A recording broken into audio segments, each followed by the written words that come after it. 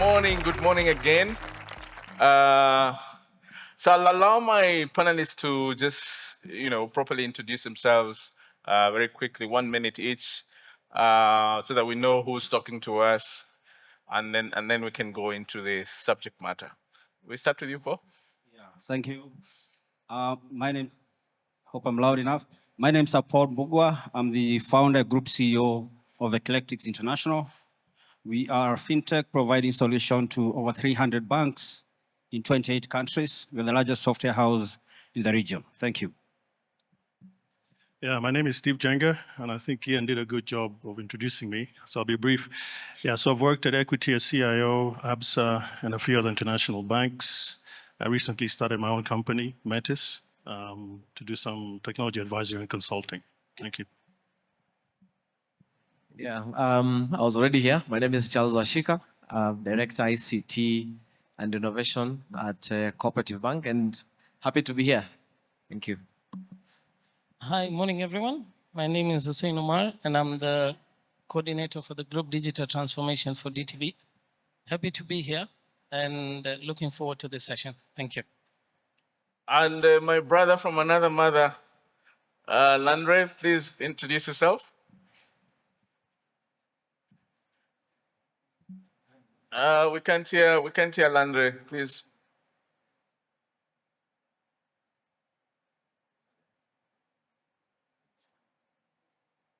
Hello. Yes, we can hear you now. We can hear you now. Oh, okay. Sorry about that, and I hope this won't be a glitch that will go on forever. My name is Nari Bamishabi. I'm known to most of the people in the room. I've been in Kenya for like 4 years. I work with Equity as the director for IT and operations. Now I take my trade to the world. I work with Access Corporation, and I manage the holdings from an IT and digitalization point of view. I'm happy to be here, and apologies I couldn't come in person.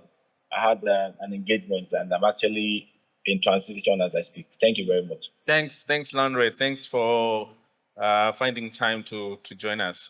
So, guys, we're talking about digital transformation and strategy. Maybe we just start with you, Landre. What makes, or what are the components of a successful digital transformation strategy? What do people need to think about? Okay, so I think when you're thinking of a digital transformation strategy, the first thing you need to think about is not technology, but the business, right? So sometimes we get it wrong by assuming everything around transformation is about technology. It starts from the business. It's difficult to transform something that is, intransient, i.e., if it's difficult to, if let's say, for example, you want to transform HR for a particular organization, the first thing you need to do is to get the HR community to be aware of the kind of transformation you're about to do, and to engage them and make sure that you get their buy-in, make sure that the one actually driving the transformation, that IT can enable whatever transformation they're doing. Transformation is, you need to also understand what is your endpoint, what is the output that you seek. Transformation is not something that just happens. You just have to engage. Okay, fine. I want to transform my organization to a fully digital organization. So the first thing you need to do is what would that digital organization look like?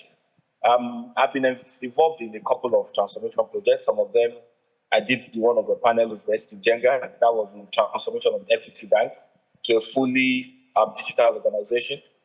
It was such a great project because we had the buy-in of the business. It was being led by James Wang, who is the MD of the bank.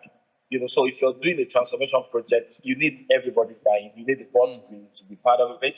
You need even board representation of the transformation project because it's encompassing, and you want to make sure you have all the support that you need.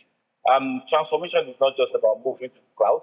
It could be as simple as changing KRA, that's Kenya Revenue Authority, from being using file to transmit data to moving those data using APIs. As we go along, I would put more insight around that transformation. Okay. Thank you. Okay, thank you. Hussein, maybe is there anything you can add on to this? I think Lani has covered quite a bit, but I think what's important when you're looking at the digital transformation and an area that needs to be keen when you're doing is a culture change as well as people, which is very, very important. You could set up a clear strategy in terms of how you want to digitize your organization or you want to digitize your financial institution. But if you don't bring in the aspect of the culture change and if you don't bring in the aspect of people, then you will lose the game on the way. So it's really important for you to be able to achieve and strategize digitally. You need to look at people as well as the culture. So people. It is very important. Paul, Thank you. how many banks? 28 countries, over 300 banks. Well, that's a calling. Yeah. So out of these banks, did you help any of the banks actually digitally transform or at least start the journey? And how did you do it? Actually, we call ourselves a transformative company because by the time we're coming on board, which is 15 years back, almost every other bank had a core banking and had an ATM. So it is now moving from there and saying, how are you going to roll out digital channels and what are they going to write? So we started at a point where we have to integrate legacy systems. Obviously, telecoms are not as many, phones were not as many. So you have to appreciate that each bank requires a certain strategy that is not necessarily, it's not the same that you're going to apply on another one. You find some of them have to go a three-phased, which could end up being almost a 3-year journey. Others could be, they already have an RDBMS, maybe it has APIs ready. Others, we started by hitting the tables directly because building APIs with the core banking will take longer. All these. So it's not a one shoulder fit all. It requires you to walk the journey. But analysis of an institution comes for in first. What kind of systems, how desperate are the systems, how many systems are there? And then you have to appreciate that there is no way you're going to achieve transformation while the systems themselves are not talking. And telling them to change all the system and now acquire one becomes almost impossible cost-wise and time. So you have to build bridges in between the various disparate systems so that a request from one end can be able to give instant feedback from the other. Okay. So they come at different stages and age and maturity, but yes, we have been able to move across with them. Another case is where a bank would say, Liariska, we are interested, but what we are having is so archaic and old that we cannot. So we end up setting aside a digital bank where the core account, the account numbers, the wallets are not in the core banking. Because now if you drag with the core banking with a archaic old, then you'll not be able to achieve. Yeah, those kind of strategies. Okay. Yes. Steve, you've been on both ends of the divide. You know, you were CEO for a long time, and now you've gone into consulting. And what are you seeing around digital transformation within the banking sector, and where do you feel people need to really focus on while going through this journey? Yeah. Thanks, Harry. So the definition I use for digital transformation is essentially rewiring the organization so that the organization can deploy technology at scale continuously to generate business value. That's the bottom line. What I've seen in most banks that I've worked in, the transformation was more of a business transformation. It was not focused on a domain. So if you recall, a few years ago, everybody was doing chatbots, AI chatbots. That's a very, very small piece of transformation, yet it was deemed as digital transformation. And Landry touched on it. At Equity is one of the organizations where we've worked, where they had true digital transformation, in the sense that, one, a couple of things are required to make it work. Executive support, not C-suite, but the CEO support. Dr. James Wang is very supportive. Funding. If you don't have funding and you're trying to justify the spend to digitally transform, it won't work. And the CEO support is imperative because true digital transformation will cut across various functions, right? You've got HR, you've got obviously technology, you've got operations.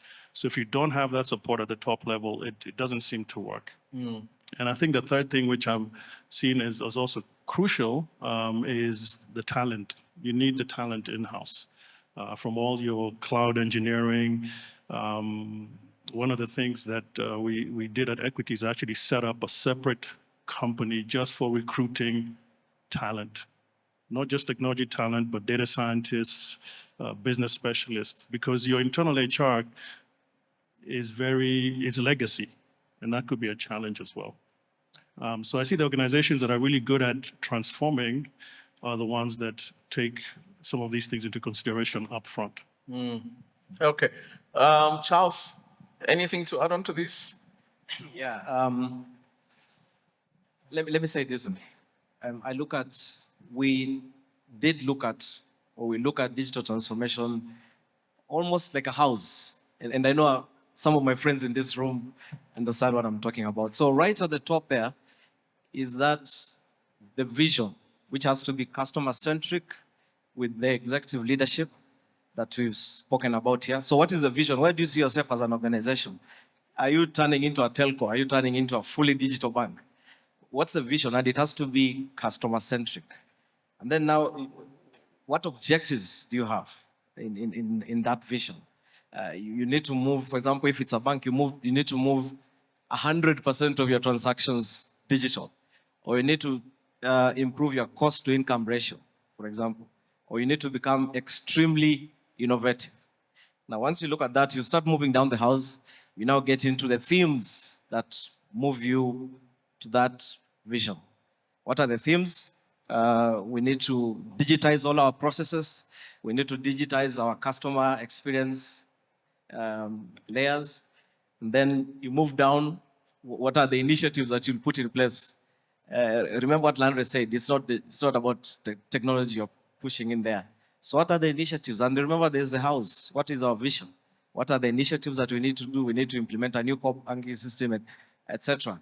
And then as you move down to what we call the foundations, are the capabilities that you put in place, implement a new core banking system, have an agile culture, mindset, look at your security, etc. So those are just the capabilities, but remember the vision at the top. And remember what I talked about initially, it's the customer, the shareholder, executive leadership, where you want to be, etc. So it's not just technology for technology's sake. Maybe Steve, now that you're constantly looking out for the trends that are happening, what are you seeing as the trends, latest trends and latest technologies that banks and other financial institutions can actually benefit from, and how? I think the majority are around what Charles was talking about today, moving your workloads to the cloud. We started that journey at ABSA back in 2017, 2016, and I think in most banks it's still an ongoing journey, and it's ongoing. And I don't think it'll end per se, because initially one of the resistances that we faced was obviously the regulator. Until we understood what the regulator really wanted. And that took a few years to kind of agree on how we wanted to move things to the cloud. So for example, I think you mentioned the regulator is on the cloud. Even back then, already on the cloud, but most banks didn't know that. So when you're having conversations with the regulator, he's really trying to see if you understand where the regulator is coming from in terms of risks. And the real focus on risk is just data access. So just the fact that you can subpoena Amazon, AWS to get data, that's not sufficient. And that's kind of what banks were pitching back then. I'll put it on Amazon or Google, and if you go to court, you can get to the data. But that doesn't work. There are actually limitations to that. But I think the banks have moved on past that. And now they're really struggling with a couple of things. One, legacy systems, legacy infrastructure. How do you migrate to the cloud without impacting your customers? Because that's the biggest problem. But as the cloud services have matured, the inbuilt capabilities and functions within a lot of the cloud offerings, they're starting to take advantage of that. So you move your workloads to the cloud, but you can leave your data on the ground, right? The few challenges with that, with latency, but for the most part, it works. The third thing where I think internally organizations, the banks sort of face a challenge is the technology heads are not good at creating an ROI, a cost-benefit analysis for Xcode. because it's going to cost either in time or money or both. And as that's necessary because the money is not free. So if you can't make a case for why you're moving stuff to the cloud, whether you want to go SaaS or all those other capabilities, then you're going to be challenged. It'll take a while, it'll take many cycles at Exco to get the funding to be able to do what you want to do. But all in all, I think that the banks have made great progress. And we're starting to see some capabilities in the apps that you can tell that they're definitely leveraging some capabilities on the cloud. Okay. Landre, are you still with us? Very much so. Yeah. Well, Harry. oh, you're in a better place now. I can see a good picture behind you. Yeah. Thank you very much. Yeah. But what are you seeing? What technologies are you seeing impacting the banking and financial services industry? Okay. So generally, there are a lot of technology that is emerging. A lot of them buzz, and we've been talking about blockchain now for a while now. Blockchain can be used adequately within the banking sector and financial sector generally. Use cases for blockchain. That's Okay, well, a very good use case would be so for today, one of the problems that banks have is around corporate solutions, right? So you have two different corporations, and they are sending money, from one corporation to the other. And there's also the issue of escrow. So you want to buy something, and then you want the bank to pay, or you're not sure if it will be delivered, right? You can use a blockchain to basically kill that problem because both of you can see, a neutral person can see when the goods is delivered and when the payment is done. So you could do, trade and exchange. You can use blockchain for that. There's also a lot you can do around blockchain for reconciliation and settlement between banks. Today, there are always issues around a customer do it, transact, and for some reason the transaction didn't go through, and the reversal was not done on time. With the blockchain, you can get that resolved. The other trend that is coming up very closely is AI, generative AI. Where I work right now in Access Corporation, we are doing a lot of roadshow around using generative AI. But again, you also need to factor in trying to use generative AI. There is a lot of things you need to put in place. It entails a lot of risk. I always say to people that we've been talking about climate change for a very long time now, and each time you actually put a question to generative AI, is equivalent to throwing 4 bottles of water, plastic bottles of water, into the ocean. Because there's the processing power that it takes for generative AI to come out with the answer that you're requesting, takes a lot on the environment, power, and all those things. So when you want to use it, we need to use it respectively and in a gracious way. So Gen AI is something that would work greatly. I don't think, like people have been saying, that it will replace human beings, but it will make humans to work more effectively. So, for example, if we were to write a program that would do asset identification modification or access modification on an app, I can put it on generative AI, and it will give me the codes in Python. Then human being can review it and make it a lot better. So basically, what you could have done in 10 days, you will have been able to do it in 3 days. So, for example, now where I work, when we have Teams meetings, you can have AI do the meeting minute, and not only will it do the meeting minute, it will tell you the efficiency of that meeting. It will tell you the person that spoke the most. It will tell you the person that spoke the least in that meeting. These are things that you can use in your organization to make sure you have a productive session. This time you spend trying to make a presentation, for a particular topic, putting graphics online and all that, you can actually put that to generative AI. Then what you need to do is now, to refine it. Also remember, generative AI is not actually the one thinking it. It's just picking it from other people that have done it. So if something is wrong and you use generative AI, it's still going to give you in the same wrong context. So you also need to be careful how you use generative AI. The other thing that I think is going to be very effective in financial sector is 5G. 5G is here and there, it's not really being spinned out, but once it's fully spinned out, it's going to be a game changer. And lastly, Internet of Things. This is very important. How your technology speak to your system. Thank you. Thanks, Henry. Paul, back to you. Are these the technologies you guys are also seeing and deploying? Yeah, a lot of customers look at us and expect that we'll be the first people to introduce something, because the relationship goes into, once we partner with the bank, it's a long journey. We'll be going 5-6 years of rolling out and transitioning the institution from one level to another. But we know, among other things, for now, the digital banking, self-service, through channels, through chatbots is the future. And that may not go for too long, but when you're able to enable the current generation to use their current infrastructure without necessarily moving from their comfort, to explore banking and onboard themselves end-to-end, including eKYC, and continue to serve deposits and withdrawals and whatever services online. And then you use the AI data-driven to determine cross-selling products. So it should be prompt you within your social media platform that your car is coming to an end, in terms of insurance. It should be able to prompt you your health standard, because now we are having wearables that also monitor your health, that you have a prompt, because most banks now also have relationship with health insurance. Like now we are already providing that. There's a product we did, Maisha Fiti. Through that, the bank and the insurance partner to give you a package, not a traditional package that exists. So the traditional actuaries who come and define products are now using data-driven to determine that.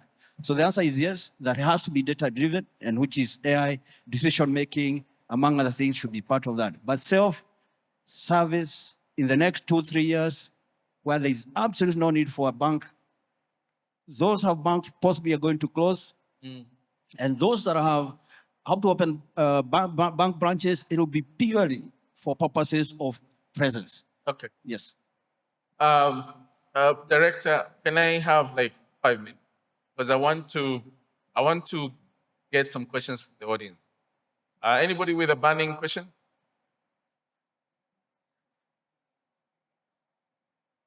Anybody? Don't be shy. No one with a burning question. Okay, so either we did not communicate or we did so perfect. So I don't know which of the two. But maybe in closing, I'll give you guys some time to close. In closing, Steve, you remember I came to you and pitched a product some time back. Do you think it can work now? And then you can close. I don't recall which product that was. It was a middleware. Okay, yeah, that was a while back. Yes. Well, technology has moved on, so unless you've So upgraded, it's irrelevant now. it's irrelevant. Oh, okay. And it doesn't run on the cloud. In closing? Yeah, sure. I think Landry touched on it, the use of AI or Gen AI. I think for me, the opportunity lies in leveraging the AI capabilities that the cloud providers are offering. You've got Copilot, Google's Gemini, and things like that, instead of starting from scratch. And I'd like to see implementation not in your typical sort of crunching data and trying to make life easy for the customer. But I think the areas internally, looking internally into the organization, one of the places we find a lot of waste of time and resources is internal operations.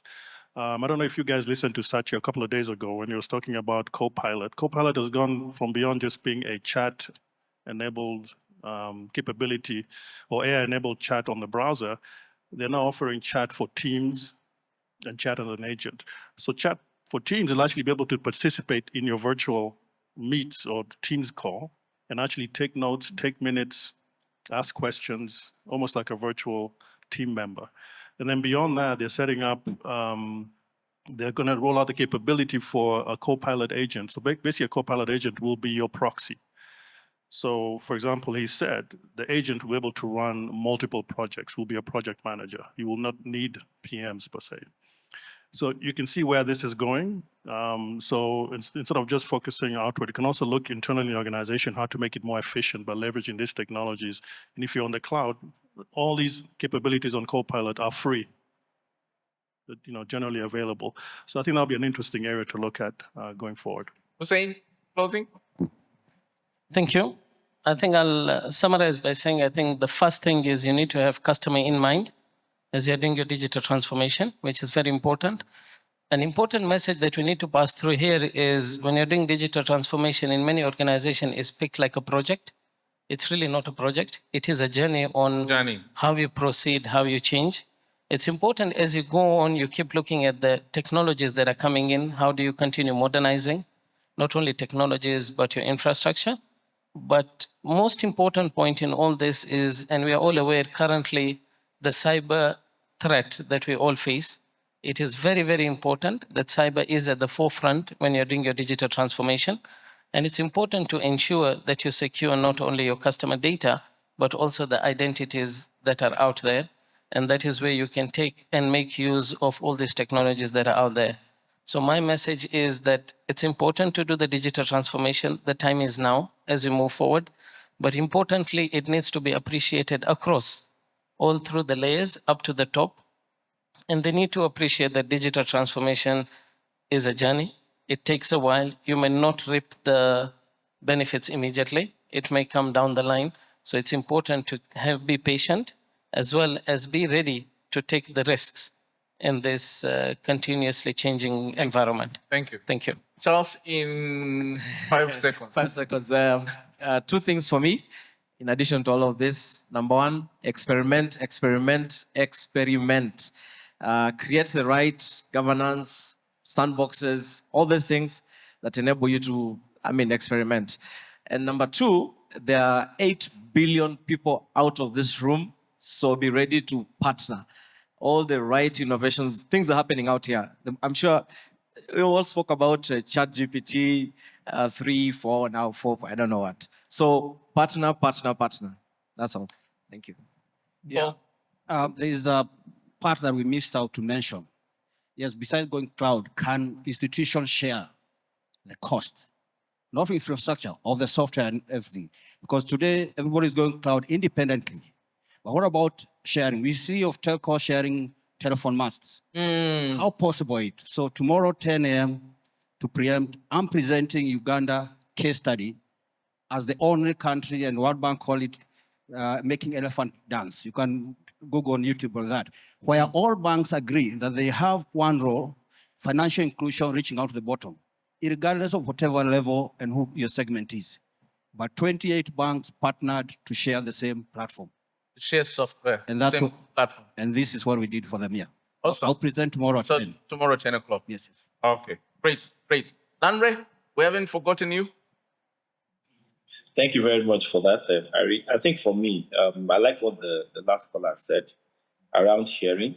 And I think if there's anything that I can recommend for country to share, apart from maybe the core banking, is their security outlay, right? So today, security is no longer a thing of somebody trying to hack into your system.